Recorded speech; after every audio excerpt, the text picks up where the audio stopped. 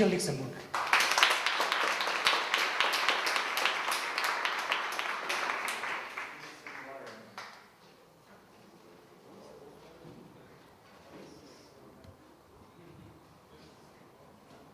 Заплели сме се в жиците. Yeah, non-commercials. Buy medical cannabis.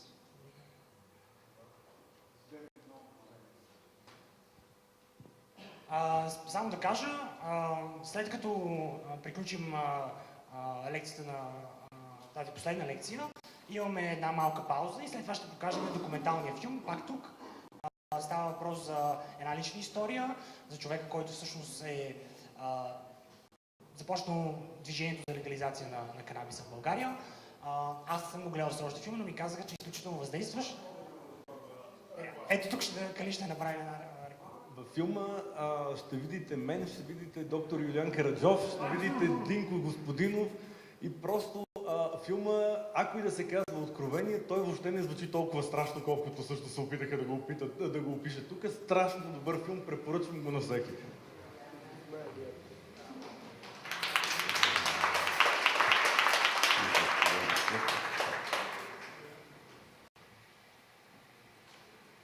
Okay. Well, at first, I'd like to thank Kalin for inviting me here, actually. And he put me also in a very strange position. After a week after he invited me, when I already had a full lecture, he called me and said, "Is your lecture ready?" I said, "Yes, of course." Then he said, "You know, it's 20 minutes. How do you fit a lifetime of experience into 20 minutes?" I chose an easy topic. Medical cannabis, true or false? Well, to begin with, why do we even need to ask this question? Anyone?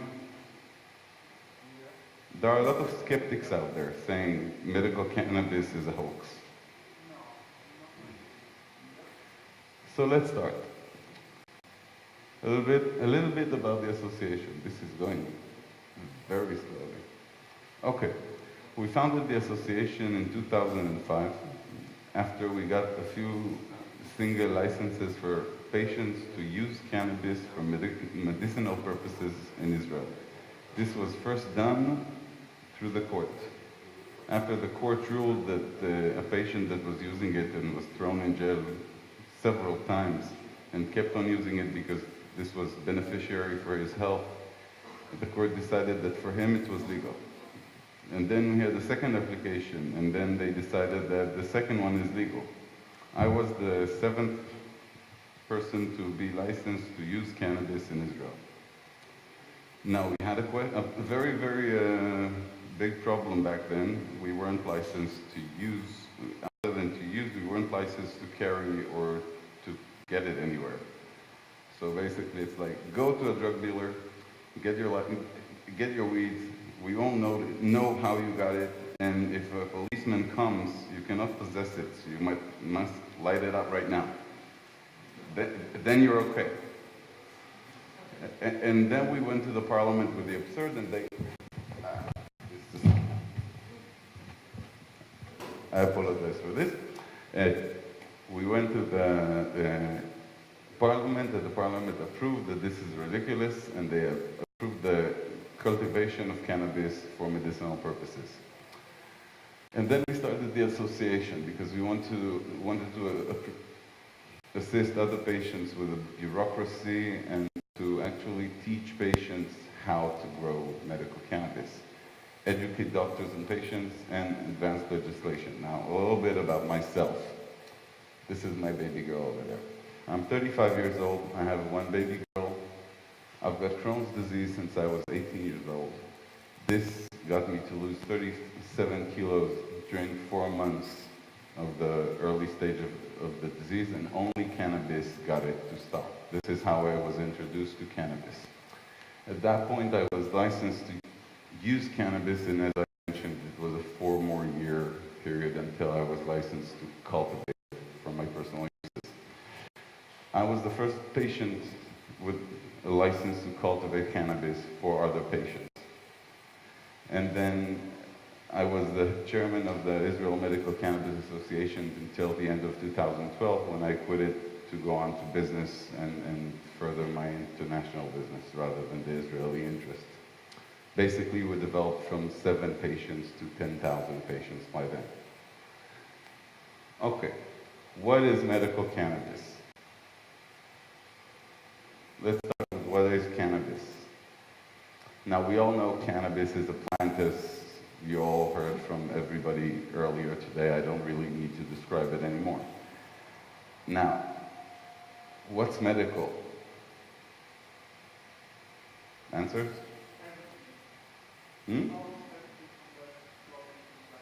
Okay, but generally, what's medical?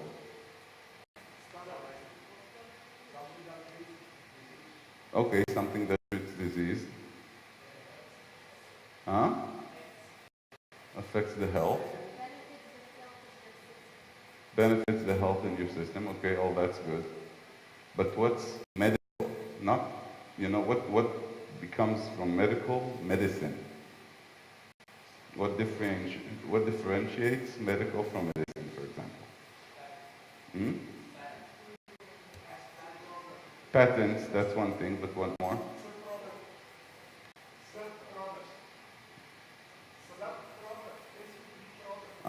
Basically product, okay. Basically research. Lots and lots of research. Now, right now, we have a question, and this is the answer.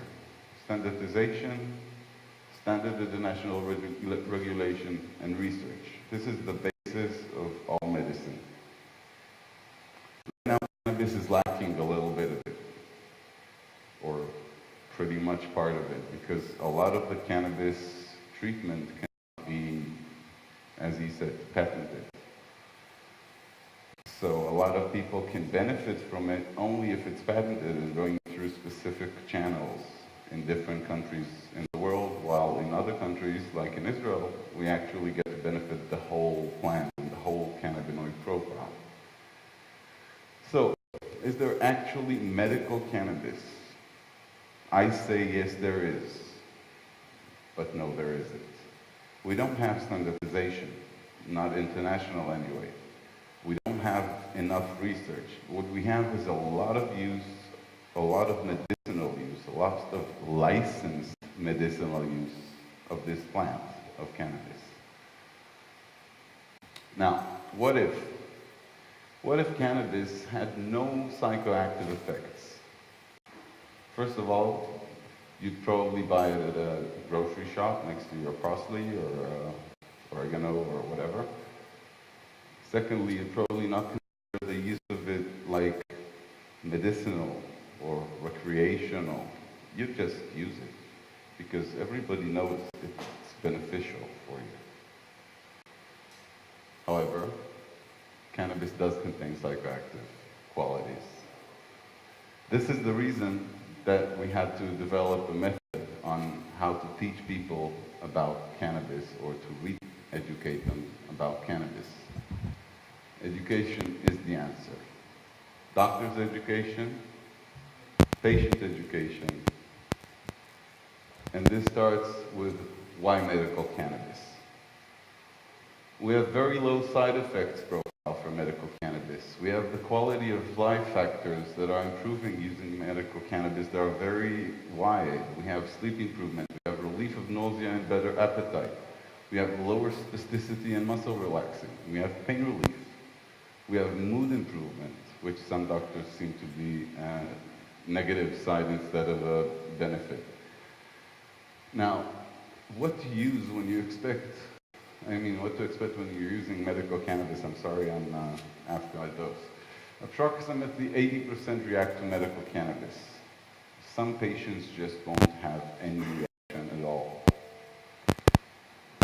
We don't need to expect the wow effect. We have about 20% of the patients that went through the program in Israel that expected the wow effect, which means that really they expected the pain relief and everything was good at the first encounter. And we're talking about non-experienced users. I actually had a patient that I treated, that I taught how to use medical cannabis, that used crutches to go into the session because after surgery, after an injury in the army, he couldn't walk. And he couldn't walk for 6 years. And we smoked. And this was a wow factor. This was a very problematic wow factor because he smoked. And then he left. And then the next session walks in, and a few minutes into the introduction, I noticed that the crutches are still in the room. So I took the crutches and ran out of the room and ran after him, and he collapsed only about by the gate, which is 500 meters away. It was such a wow factor. This patient is smoking until today. He's not using crutches. He's walking like a normal human being. I don't know how to explain it, just works. Now, we don't need to expect this wow factor with most patients. Most patients need to get longer exposure of lower doses to get a reaction with cannabis.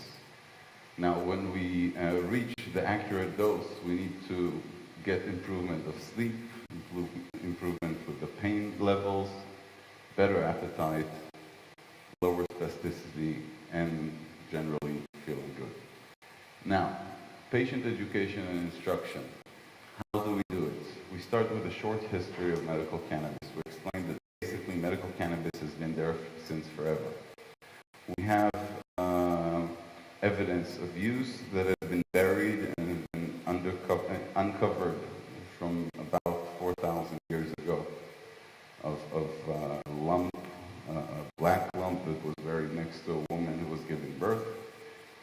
About 20 years or 16 years after this discovery, they thought to think what this black stuff is, and it turns out to be condensed cannabis. What is medical cannabis? Basically, everybody knows what cannabis, the big differentiation is that we have government oversight over the cannabis, over how it's grown, over what strains are grown, over what it contains, and the herbicides and pesticide levels in the final product. So you know what you're getting. It doesn't mean that it really is good for you. We must find the right strain for you to find what's really good for you. We must find the right dose for you to find what's really good for you. Now, how to use medical cannabis. We have many options of how to consume it. We can smoke it, which is what most people choose to do because it's cheap and it's easy and it's just there. But the better ways are to inhale it by evaporation. And if not that, then consume it by edibles. Now, most people, as I said, smoke cannabis. Smoke cannabis is very different than when it's smoked as medicine than smoking cigarettes. I'll elaborate more about it later. Now, the dosage and how to reach individual dose, usually it takes between 3 weeks and 3 months to reach your individual dose. It depends on the patient, it depends on the illness, and it depends on the age of the patient a lot of the times also. And eventually on how many strains we have to test. Because if this strain affects you, but you have really huge side effects, we'll try a different one until we reach one with lesser side effects. Please excuse me. Now, means of consumption, as I said, are smoking, vaporizing, sublingual ingestion, and digestion. Positive effects, as we went through them. Side effects. We have lower blood sugar. As soon as we use cannabis or smoke cannabis or inhale cannabis, we lower our blood pressure a little bit. We also lower the blood sugar. We get dizzy. The mouth dries out. Eyes become red. You all know the symptoms. Difficult to focus, numbness, and anxiety and confusion. Now, this is rare, but it happens. Special instructions. For diabetics, you must follow your blood sugar levels. If we're going at overdosing, it might reach really low levels of blood sugar, and in extreme cases get to a coma. We had a patient like this that got to a coma once in Israel. Heart or blood pressure patients, you cannot confuse the fact that you took cannabinoids and the side effects from different heart rate that's caused by your sickness. You must know that your heart rate is going to increase. You must know that your blood pressure is going to drop a little. If you don't expect it, you might go to the hospital and get unnecessary surgery. Patient follow-up. We follow up at the association by a weekly telephone call. We follow up on the doses, we follow up on the side effects, we follow up on the effects, we follow up on the visit of the grandchildren. Everything. Now, the doctor follows up after 3 months and checks of the effects. And the renewal of the license happens usually after 5 months, because after 6 months your license expires. As I said, inhalation of medical cannabis smoke. It's different from smoking. It's short and focused. You don't sit around with a cup of coffee of friends while you do it. You use it as medicine. The dose varies. You need to know if you smoke in the morning or in the afternoon, and according to which strain you're using, to dose yourself accordingly. Now, you need to drink a cold, sweet beverage. Why is that? It's both to soothe your throat, because medical cannabis is inhaled without any additives such as tobacco in the mix. And usually it burns. You take very short, very low inhalations. You follow, if you need, your blood pressure and your blood sugar. And for older patients, we raise the dose very, very slowly. Instead of raising it, let's say we start with 1 inhalation, so you start with once in the evening, you go to once in the evening, once in the morning, then once 3 times a day, then you move on to 2 inhalations in the evening. Now, for a normal patient, this would take between 3 days in a week. For the older patients who are older 70, we go from once to twice only after 2 days. And then we increase the dose to 3 times a day after 2 more days. And then it takes a lot longer. This is why I said it goes up to 3 months.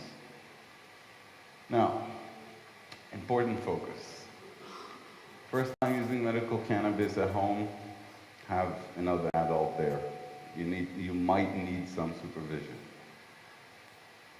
Do not stop using other medications without your doctor's approval and knowledge. A lot of patients, again, reach the wow factor and say, okay, I'm free from all this bullshit, and quit medications and go through withdrawal.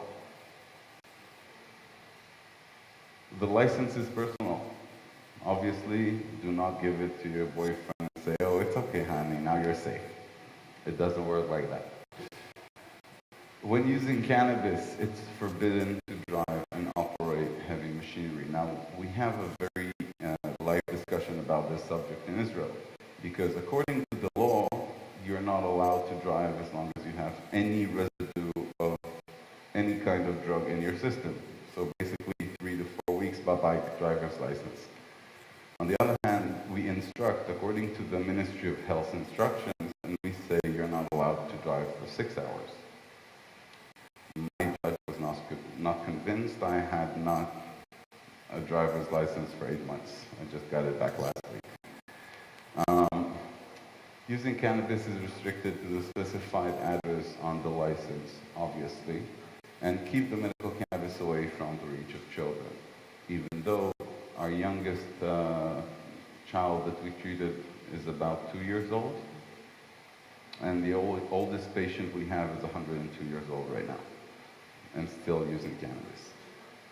Now, new research in Israel discovered just last week, it was uncovered in the news, that the use of medical cannabis reduces the prescription drug use by 30%. And it also reduces the use of medical services by 25%. We're talking about a lot of money that could be saved from expenditure from the system.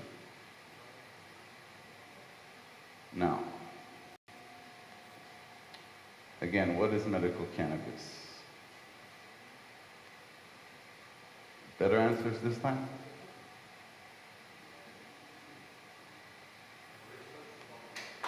Hold on. 1 second. Should there be medical cannabis anywhere? Yes. Do you believe that you can get it there?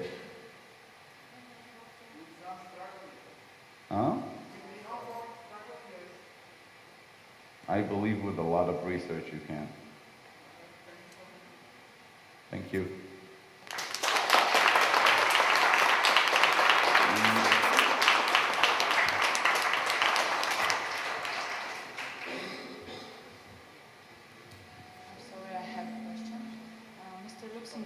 You already been here for a while in Bulgaria. You know how is the situation here. What's your advice to us? What should we do? Educate the doctors. The doctors need to know that cannabis is not just drugs.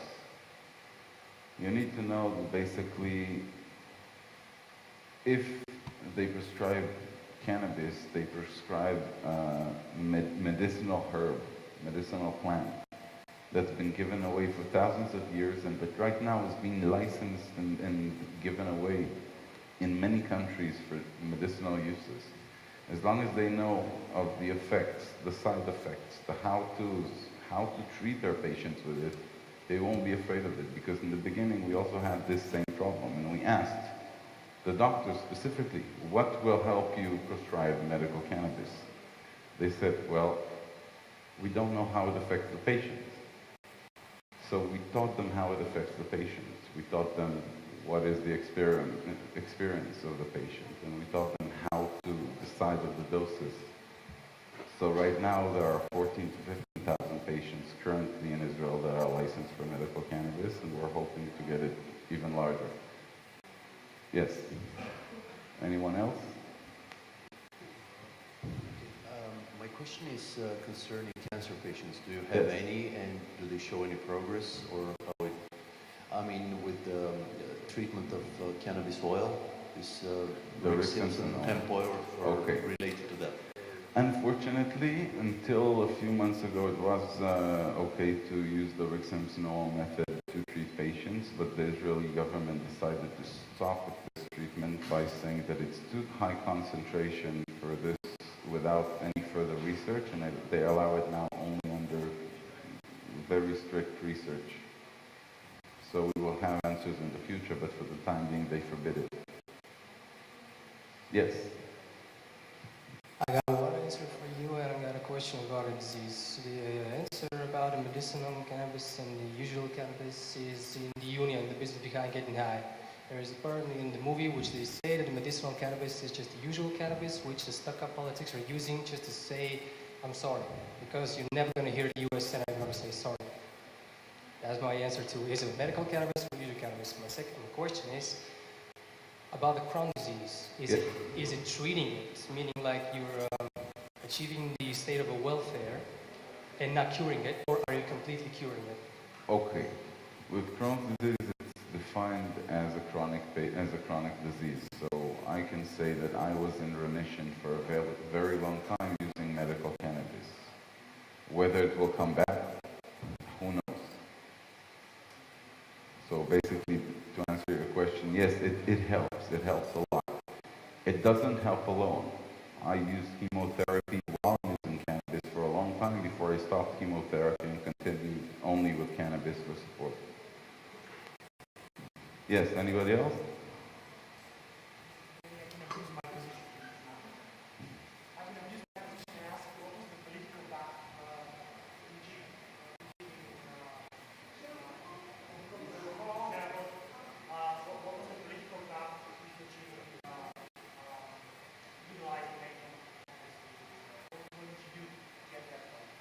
Okay, at first, I'll get your question again. He asked what did we do politically to get to the point that we have this system running?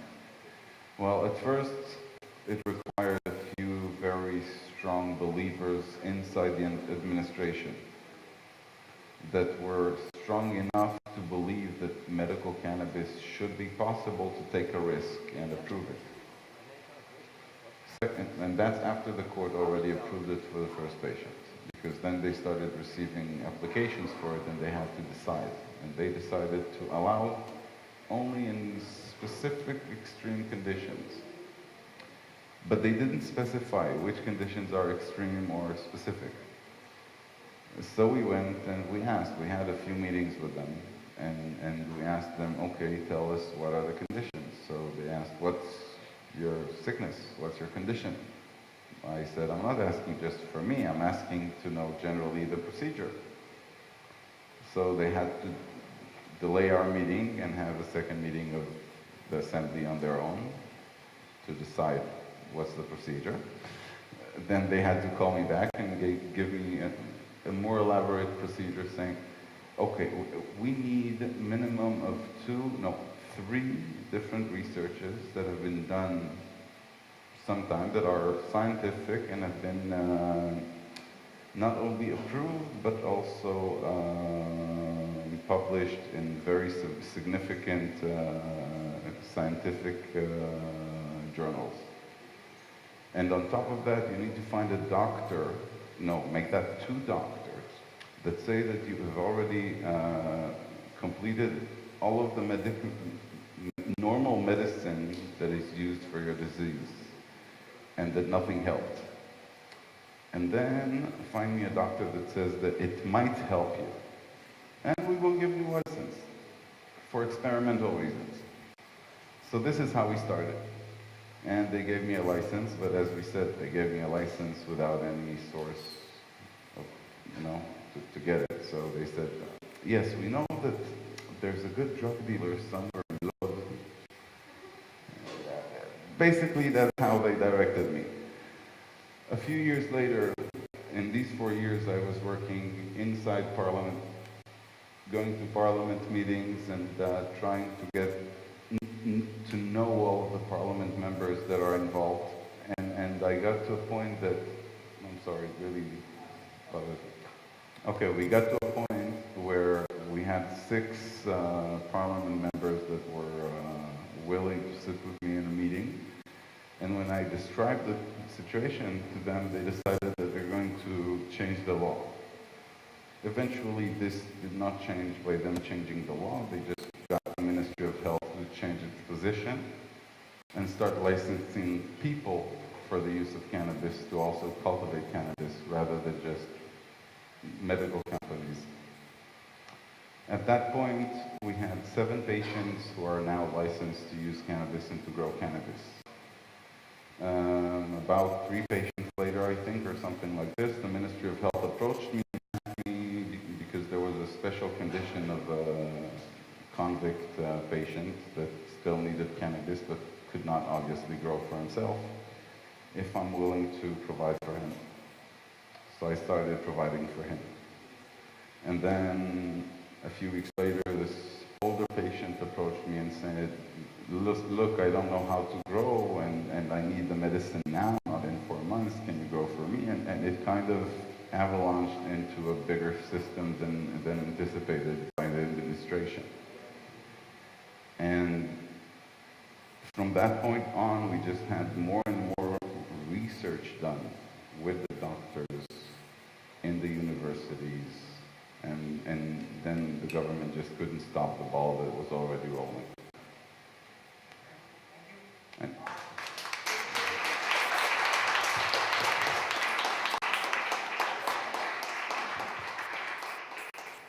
I'm sure that Mr. Luxembourg will be available for talk.